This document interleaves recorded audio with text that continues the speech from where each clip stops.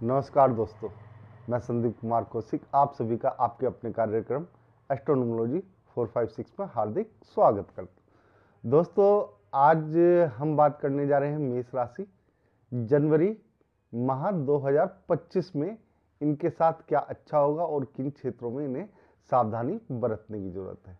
जैसा कि आप लोग इनका चार्ट देख ही रहे हैं, दूसरे भाव में गुरु है, चतुर्थ भाव में आपके मंगल है, छठे भाव में केतु है, अष्टम भाव में बुध है, नवम भाव में सूर्य है और 11वें भाव में शुक्र के साथ शनि है, 12वें भाव में राहु। इसी के साथ दोस्तों बुध जो है 2 बार अपना राशि परिवर्तन करेंगे। 4 जनवरी को बुध जो है धनु में पहुंचेंगे और उसके बाद 24 जनवरी को बुध फिर मकर में पहुंच जाएंगे। उसके बाद 14 जनवरी को सूर्य जो है मकर राशि में और 21 तारीख को यानी जनवरी को जो मंगल है वक्री हो जाएंगे मिथुन राशि में, यानी कि तीसरे भाव में आकर वक्री हो जाएंगे। वक्री जो है आपका 21 तारीख को है, तो एक बात समझ के चलिए लगभग 21 तारीख तक आपके पास पैसों की भरमार रहेगी। और एक छोटी सी बात है, ये आपके राशि स्वामी है मंगल जो इस समय वक्री हैं और नीच राशि में भी विराजमान है। यहाँ पे दोस्तों भले ही नीच राशि में है आपके राशि स्वामी, लेकिन है तो केंद्र में ही, यानी कि घर का मुखिया अगर बीमार पड़ जाए तो ऐसा नहीं है कि उसकी ताकत कम हो जाती है। उसका साथ देने के लिए और भी बहुत से सदस्य तैयार रहते हैं कि हमारा मुखिया बीमार है तो उसकी सेवा की जाए, उसे स्वस्थ किया जाए। दोस्तों यहाँ पर जो आपके ये मुखिया हैं वक्र भी होंगे मिथुन राशि में, तो घबराने की ज़्यादा बात नहीं है। थोड़ा सा काम में आप लोग ज़्यादा व्यस्त रहेंगे, यानी कि काम से अपना मन नहीं चुराएंगे और काम में लगे रहेंगे। ये सबसे अच्छी बात है दोस्तों। यहाँ पे आपके राशि स्वामी जो है आपकी तन मन धन से सभी से हेल्प करने जा रहे हैं। एक तरीके से देखा जाए तो राशि स्वामी आपके लिए बहुत ही अच्छे साबित रहेंगे इस माह।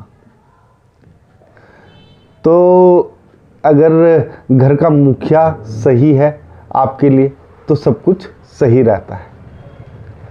दोस्तों थोड़ा सा आप लोगों को क्या है, प्रेम संबंधों में खिंचाव महसूस होगा, यानी कि लड़ाई झगड़े हो सकते हैं, क्योंकि आप लोग देख रहे हैं शुक्र और शनि की दृष्टि जो है पंचम भाव में आपके, तो यहाँ पे थोड़ा सा खिंचाव महसूस होगा प्रेम संबंधों में। हालांकि पढ़ाई जो है नॉर्मल गति से चलेगी, कोई इतना ज़्यादा अप या डाउन कुछ नहीं है, नॉर्मल तरीके से चलता रहेगा यहाँ पर। लेकिन जो प्रेम संबंध है उनमें खिंचाव रहेगा, थोड़ी खटास आ सकती है, उन्हें आप लोगों को संभालने की जरूरत पड़ेगी। देखो एक चीज़ और है दोस्तों कि आपको जो सबसे ज़्यादा जरूरत पड़ेगी वो 14 से 22 तक की ही पड़ेगी, लेकिन 22 तारीख के बाद एक तरीके से देखा जाए जब बुध जो है मकर राशि में पहुंच जाएंगे सूर्य के साथ, तो आप लोगों के लिए तो काफ़ी अच्छा हो जाएगा। हालांकि ये शनि की राशि है, लेकिन सूर्य और बुध दोनों यहाँ पहुंचेंगे तो बुध आदित्य योग तो बनता ही है। केंद्र में अगर बन जाता है ऐसा योग तो दोस्तों पैसे की कमी नहीं रहती। वैसे भी 11वें भाव में आपके देखा जाए तो शनि और शुक्र है, शनि अपने मूल स्थान पे है, तो आपके लिए अच्छा है। यहाँ से धन आगमन के रास्ते आपके लिए मजबूत होके चलते रहेंगे, यानी कि जो धन आ रहा है वो अच्छे तरीके से आ रहा है। वैवाहिक जीवन आपका इस माह बहुत अच्छा रहेगा, क्योंकि आपके जो 7वें भाव के स्वामी हैं वो 11वें भाव में बैठे हैं, यानी कि आप पत्नी के ऊपर खर्च करते हुए नजर आएंगे, पत्नी को खुश रखेंगे। यहाँ पे पत्नी से आपको काफ़ी सहायता भी मिलेगी आगे बढ़ने के लिए। व्यापार में भी आप लोगों को कोई खास दिक्कतों का सामना नहीं करना पड़ेगा, क्योंकि जो 7वें भाव का स्वामी मैंने बताया 11वें भाव में बैठे हुए हैं इस समय, तो धन तो आपके लिए आता ही रहेगा, किसी भी तरीके से आए। व्यापार अच्छा चलेगा। व्यापार में थोड़ा सा आप एक तरीके से देखा जाए मॉडिफिकेशन कर सकते हैं, यानी कि जिस दुकान में आप लोग बैठे हैं या जिस कारोबार में आप कर रहे हैं, ऑफिस है जो भी है, उसमें आप लोग उस चीज़ को थोड़ा सा इंक्रीज कर सकते हैं, डेकोरेट कर सकते हैं, तो उससे अट्रैक्शन बढ़ेगा। यानी कि आकर्षण का जो नियम है वो आप लोग यहाँ पे लागू करोगे अपने व्यापार के लिए, यानी कि व्यापार को थोड़ा सा आकर्षक या आकर्षित करने वाला बनाने की कोशिश रहेगी आपकी। बुध आपके अष्टम भाव में फिलहाल, ठीक है, लेकिन यहाँ पे ज़्यादा दिक्कत की बात नहीं। बुध फिर नवम भाव में पहुँचेंगे। 2-4 दिन थोड़ा बहुत वाणी का जो संतुलन है ऊपर नीचे हो सकता है, लेकिन इतना नहीं कि बहुत ज़्यादा खराब हो। एक तरीके से देखा जाए कुल मिला के कि बैलेंस है आपका सब कुछ। हाँ, ये कह सकते हैं कि कोई बड़ी खरीदारी आप लोग नहीं करेंगे, जैसे भूमि, भवन, मकान, दुकान, इन सब की कोई ऐसी बड़ी चीज़ नहीं होगी आपके जीवन में कि उससे आप लोगों को कुछ ज़्यादा ही मिलता हुआ नजर आए। हाँ, एक आध आदमी की जो नॉर्मल तरीके से कहा जाए तो देखो 100 में से 10-20% जो होते हैं उनका हो सकता है, 10-20% में बहुत ज़्यादा बता रहा हूँ, लेकिन इतना नहीं होगा कि उन्हें ये सब चीज़ें खरीदनी पड़े। यानी कि एक तरीके से देखा जाए तो इस माह आप कोई बड़ा नया सौदा या भूमि से संबंधित चीज़ या वाहन से संबंधित चीज़ों में पैसा खर्च नहीं करेंगे। बुध आदित्य योग जब आपके 10वें भाव में बनेगा दोस्तों, तो एक तरीके से देखा जाए तो वहाँ पर आपको जो नौकरी से संबंधित है, कारोबार से संबंधित परेशानियाँ जो आ रही थी वो पल में दूर होती हुई नजर आएंगी, क्योंकि शनि जो है 11वें भाव में है।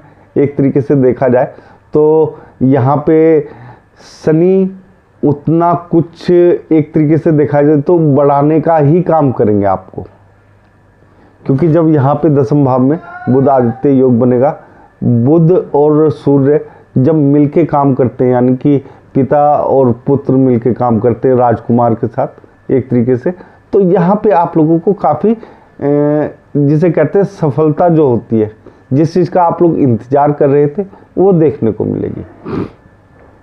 12वें भाव में आपके राहु है, तो देखो विदेश यात्रा अच्छी रहेगी। बड़े कर्जों से आपको सावधान रहना पड़ेगा, क्योंकि 6ठे भाव में आपके केतु है। यहाँ पे आप लोगों को सावधानी खाली बड़े कर्जों से लेनी है। नौकरी में कोई ऐसा थोड़ा बहुत ऊपर नीचे होगा, लेकिन इतना नहीं होगा कि आपको जॉब बदलनी पड़े या कुछ इस प्रकार की जो घटनाएं होती हैं ना, वो कुछ नहीं है ऐसी। थोड़ा बहुत तो ऊपर नीचे रहेगा, लेकिन ऐसा नहीं है कि बहुत ज़्यादा आप लोगों को दिक्कतें। थोड़ा सा आप लोगों को एक संशय मन में जिसे कहते हैं ना, वो बना रहेगा कि ये करूं या ना करूं, इस चीज़ का संशय रहेगा। आप विदेश की तरफ आकर्षित ज़्यादा रहेंगे। थोड़ा सा विदेश से आप लोगों को अगर घर से बाहर निकलेंगे तो धन की प्राप्ति ज़्यादा होगी, एक तरीके से देखा जाए तो। यहाँ पर हम ये कहना चाहेंगे कि विदेशों से जितने भी लाभ हैं वो शुद्ध लाभ प्राप्त होंगे आप लोगों को, यानी कि एक तरीके से अच्छा मुनाफा जिसे कहते हैं ना दोस्तों, वो प्राप्त होगा अगर आप लोग बाहर जाके कार्य करते हैं या बाहर से संबंधित कोई भी कार्य करते हैं। गुरु आपके 2रे भाव में, गुरु यहाँ पे बैठ के एक तरीके से देखा जाए तो परिवार के साथ थोड़ा सा सामंजस्य जो होता है वो बिठाने की कोशिश करते हैं हमेशा, और किसी को भी कोई तकलीफ जो होती है वो नहीं देना चाहते गुरु यहाँ पे बैठ के। लेकिन फिर भी कई बार ऐसा होता है दोस्तों कि मतभेद बनते चले जाते हैं, और ख़ास तौर से भूमि के ऊपर, यानी कि जो भूमि विवाद होते हैं उसमें आप लोग फंस सकते हैं, क्योंकि 6ठे स्थान पे केतु भी है। तो इन चीज़ों से थोड़ा सा आप लोगों को स्वयं ही बचना पड़ेगा। गुरु यहाँ पे आप लोगों को बहुत कुछ दे जाएंगे, लेकिन आप लोगों को भी कुछ समझकर आगे बढ़ने की ज़रूरत पड़ेगी। एक तरीके से देखा जाए तो जो आपका परिवार है उसके साथ मिलके चलेंगे तो ज़्यादा लाभ आप लोगों को मिलेगा। यहाँ पर अगर देखा जाए तो आपके जीवन में काफ़ी एक तरीके से आगे बढ़ने की जो नींव है ना, वो इसी माह पड़ जाएगी।